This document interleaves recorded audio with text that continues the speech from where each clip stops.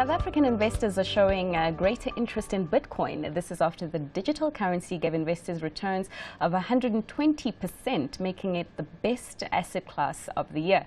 And Werner van Rooyen, who is head of marketing at BitX, which is the oldest and the largest Bitcoin exchange, joins us now on Skype for more. Now, Werner, 120% in returns. This sounds very remarkable. Tell us what is driving the attraction to Bitcoin and what is buoying these gains? Certainly, and thanks for having me. I think what we're seeing really is just a continued growth of things that have been set in place a long time ago.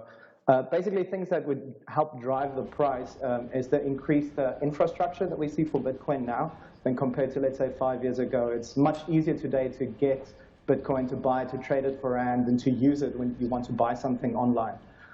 It's also, there's increased merchant adoption, places that will accept Bitcoin, accept the currency from you. And I think there's also just been a big progress from banks and from regulators that got a more balanced and pragmatic view on the cryptocurrency. I think something else that shouldn't be overlooked is we're looking at quite a fragile world economy. So investors are looking towards alternative asset classes, and that helps just bring more investors to it and gives it more attention.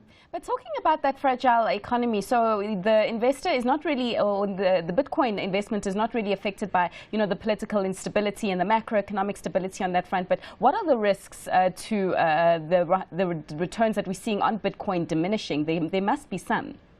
Absolutely. You do touch on something very important there, saying that that Bitcoin as an asset class is not as correlated as other asset classes. So what you would traditionally see is, let's say the South African rand takes a nosedive against the US dollar, then usually it drags the stock market down with it a bit, and it's correlated maybe with the housing market. So Bitcoin has been found, and there's been very good research on this, that it's very uncorrelated. So if certain currencies go down or certain industries go down, it stays unaffected. It's also not inversely affected the way you would have, let's say, renewable energies. If renewable energies go up, oil and gas might go down.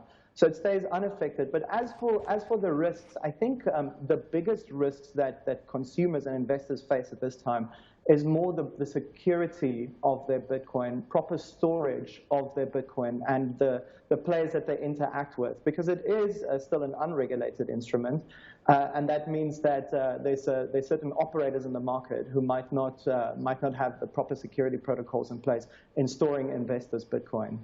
And speaking about the wealth aspect, investors using Bitcoin as a form of wealth, I see that it is also being increasingly demanded for a use of payment. So who accepts Bitcoins as payment? That's right. So yeah, but Bitcoin currently, and it's an evolving technology, so what is true today might not be true in a year from now. But on the one hand, we have using it as an asset class, and the other one as a means of payment. Primarily, it is being used as an alternative asset class, but those who use it for payment usually do that in the online space. So Bitcoin is kind of seen as money for the internet, a digital gold for the internet. So it's mostly online retailers. In South Africa, places like Bid or Buy, which I believe is Africa's largest marketplace, accepts it. And also, we've got a partnership with payment processors like Payfast. So a lot of online stores, I think the figure is around 30,000 online stores in South Africa accepted, places like takealot.com and the like.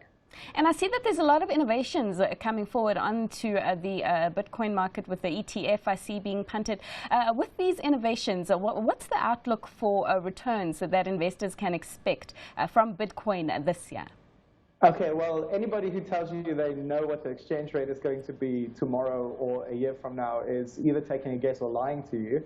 But there's definitely certain things in motion. I think you touch on an important thing, the workings of Bitcoin ETFs. So basically, when gold ETFs was launched, I'm not sure what the year was, it brought a lot of extra buyers to market because it meant that investors could invest in gold without physically holding gold. So, and the same will happen with Bitcoin ETFs, where an investor would be able to purchase Bitcoin without physically needing to store and secure the asset. So what that would drive, I believe, is it'll bring a lot of extra liquidity. The current operators in the Bitcoin space and investors in the Bitcoin space are usually early adopters. It's people who've been involved, they're technologists. But increasingly, we're seeing banks and hedge funds and more serious money coming to play. I think things like the launching of exchange-traded funds and the like would just accelerate that, and it will buoy up the price in the long run. Well, we are very excited to see how the currency performs this year. Thank you so much, Werner, for joining us on that conversation. Now,